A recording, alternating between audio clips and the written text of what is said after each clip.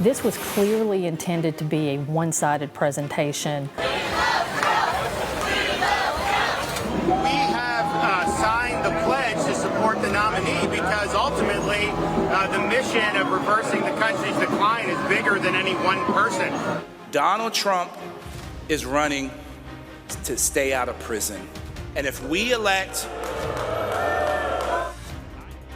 From the CBS Broadcast Center in New York, I'm Ed O'Keefe. It is day 5 of the Iowa State Fair, 154 days until the Iowa caucus, and 448 days until America decides.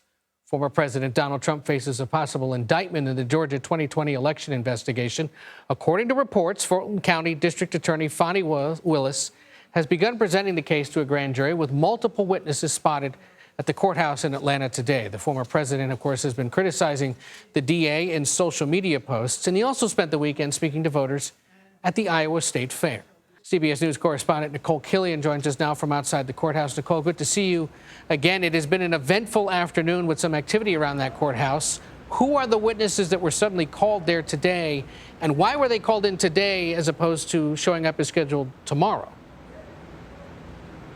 Well, keep in mind that we have seen a number of witnesses appear at the courthouse today, ranging from the former Lieutenant Governor Jeff Duncan to an independent journalist, George Cheedy. They were the latest witnesses to show up late this afternoon. They were actually slated to testify Tuesday, but came in earlier since it appears that the proceedings are moving a little more quickly than expected. Earlier in the day, we also saw some former state lawmakers, including former House Representative Bean Wynn, as well as former State Senator Jen Jordan.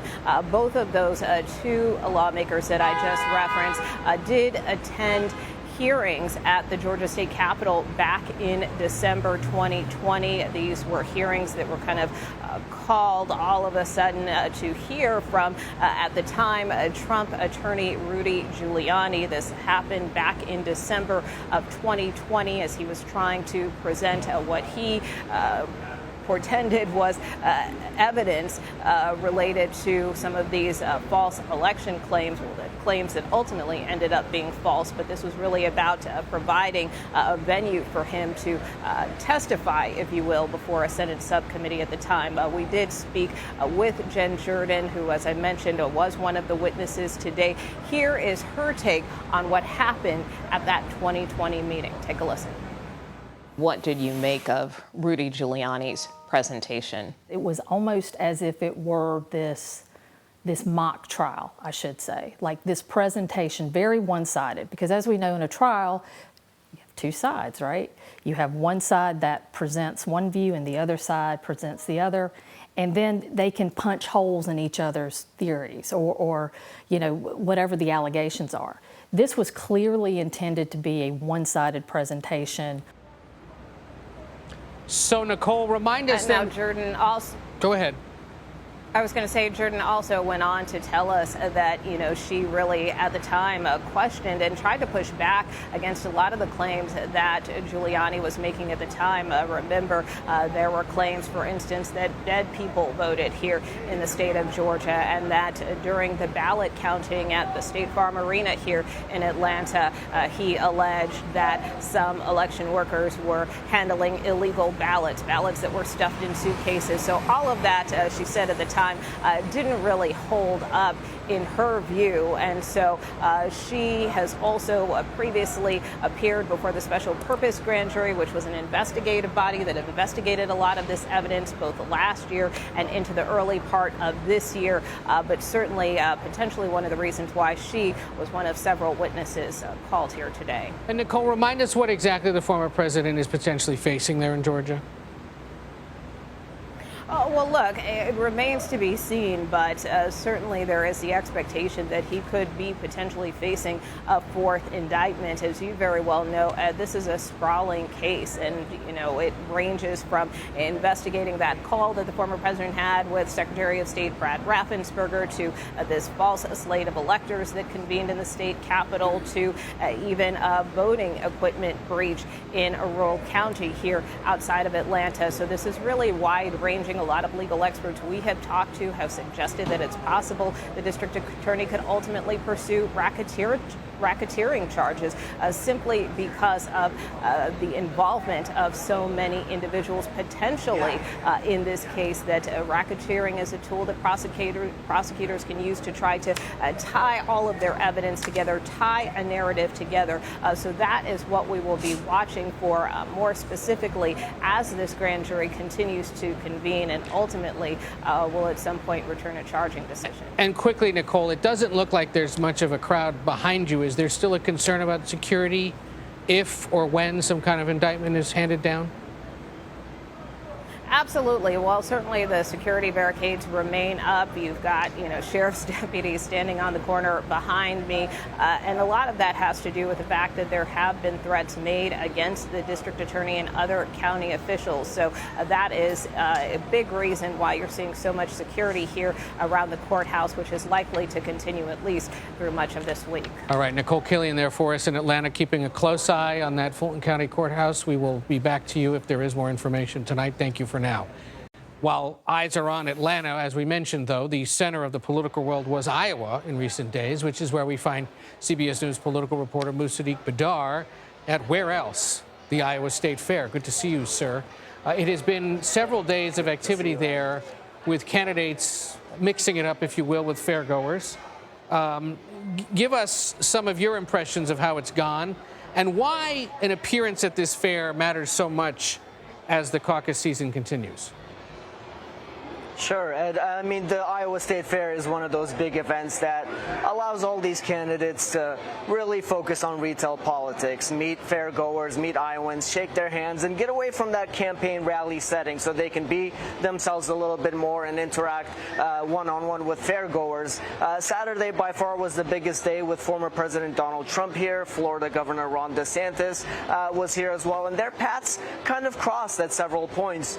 When former President Donald Trump was making his way to Des Moines, there was a buzz at the fairground. A lot of supporters knew he was coming. His team beforehand started handing out hats that said "Back-to-Back Iowa Champ" with posters, and folks knew where he was going to speak. And it all coincided as Florida Governor Ron DeSantis was at the popular pork chop tent flipping pork chops. And as he's doing this, the former president's plane circulates overhead around the fairgrounds, and everybody pauses to point out that there goes Trump. And when he did get here, there were hundreds waiting to listen to him speak, and there were also jeering on Florida Governor Ron DeSantis. There were a lot of "We want Trump" chants. DeSantis supporters tried to drown that out with USA chants, but you could tell that the atmosphere was really charged between the DeSantis and Trump supporters. Beyond that, former Vice President Mike Pence was also here on Thursday.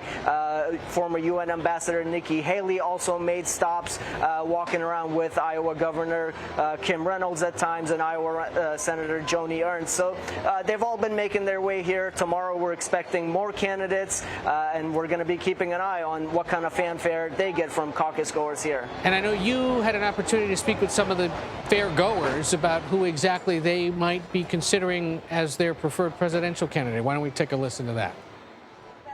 He likes Tim Scott. I like him, and I like DeSantis. And I like DeSantis too.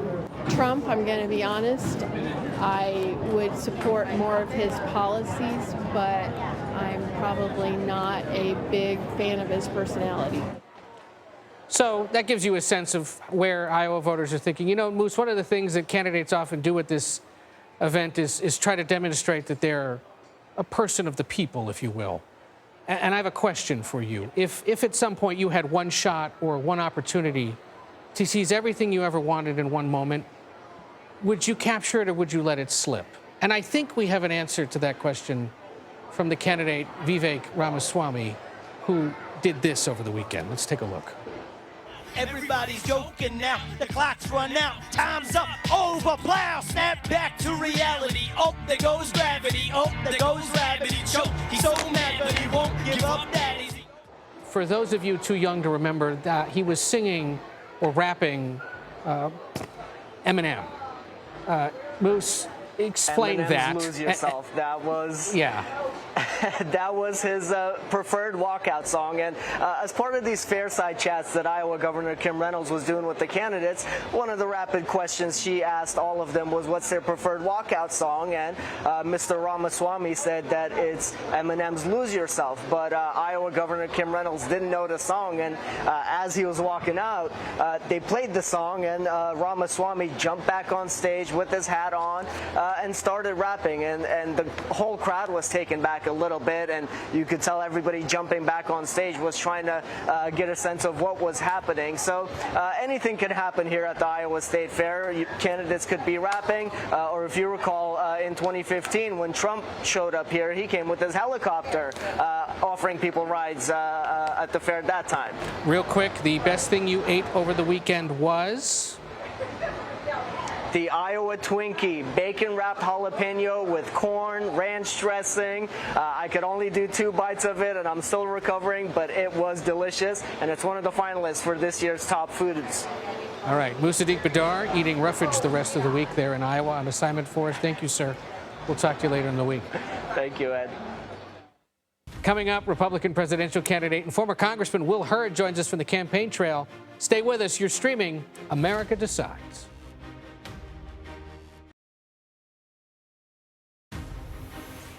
Welcome back to America Decides. Former Congressman Will Hurd of Texas made a name for himself in 2019 by being one of the few vocal Republican critics of then-President Donald Trump.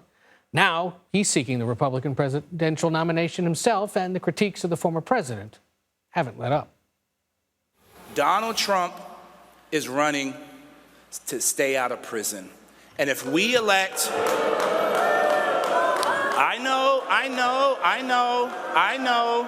I know.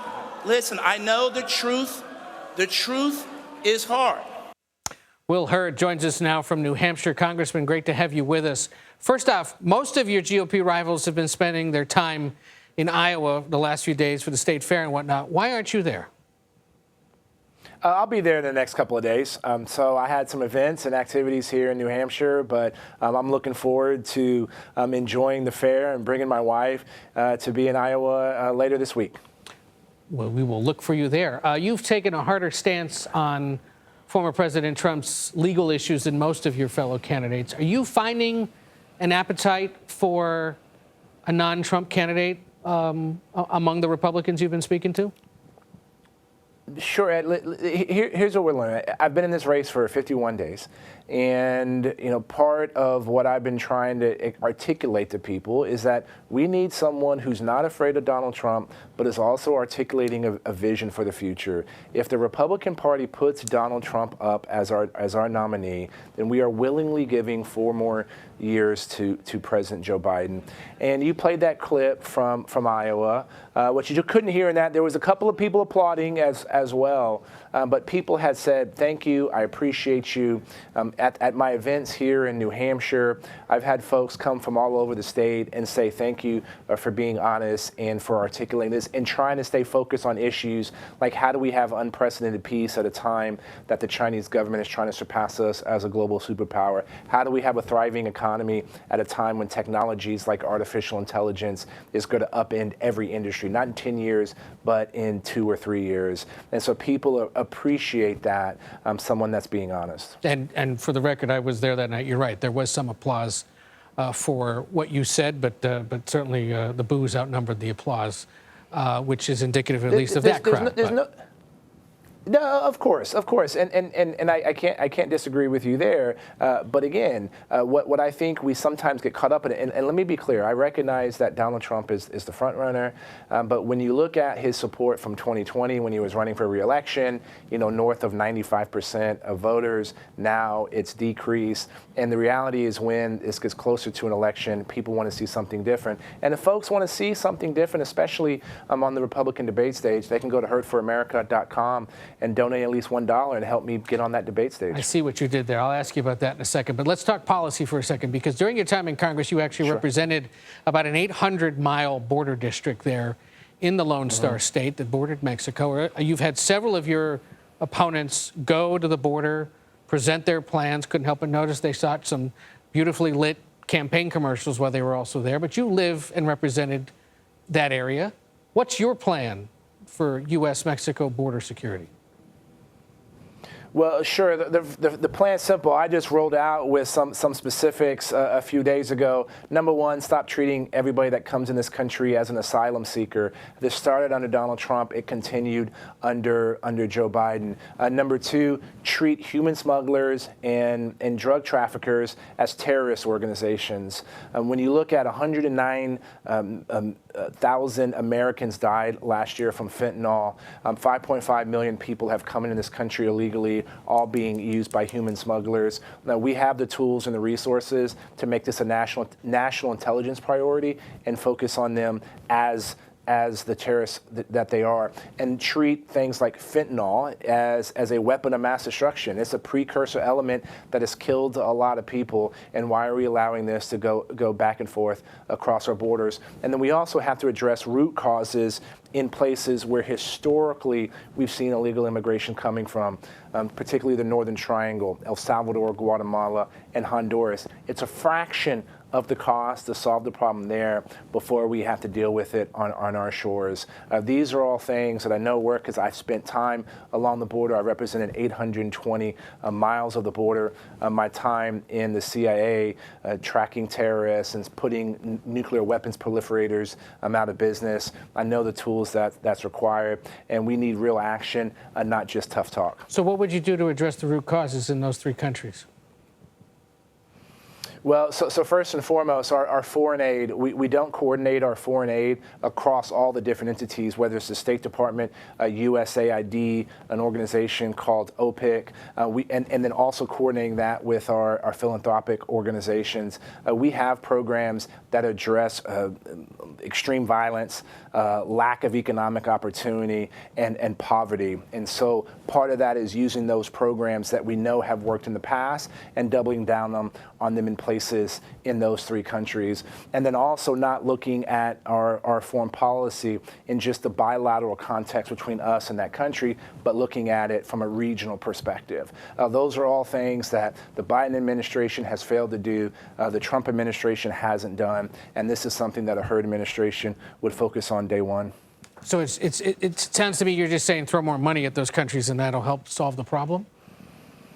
No, it's not just throw more money. It's actually the programs. We know how. So there's examples in El Salvador where we helped the local government hire new police, train them in community policing that works in many of our safest communities. And we've seen a decrease in the amount of crime in those areas where that was done. And we saw a decrease in the amount of illegal immigration that was coming from that region.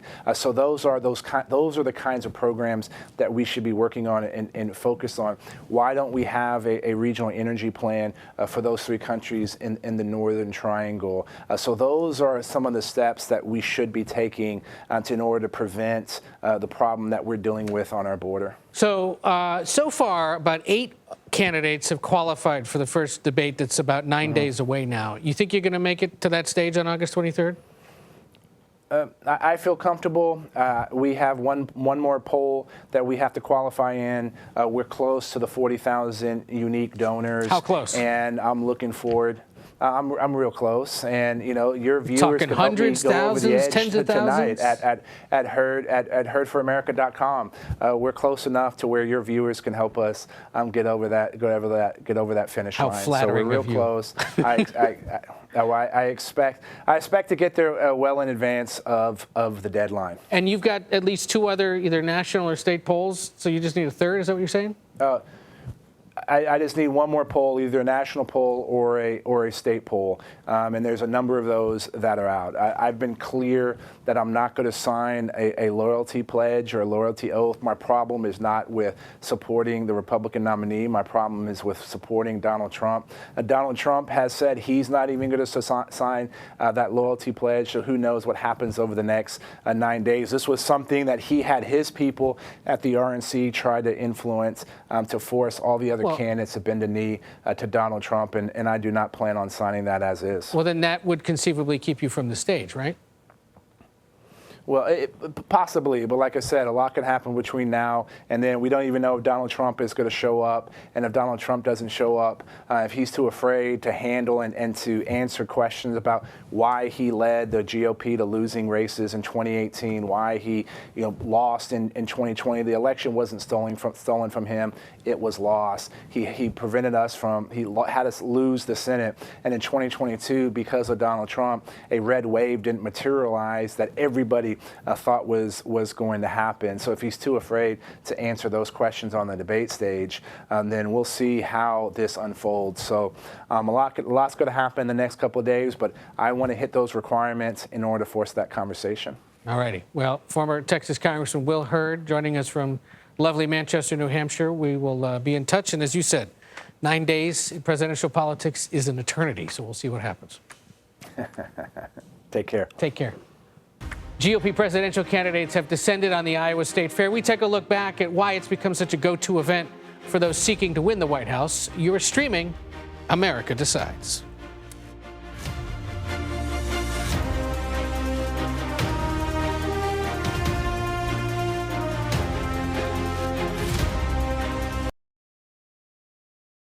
We're going to reduce the number of bureaucrats in Washington by at least 50%.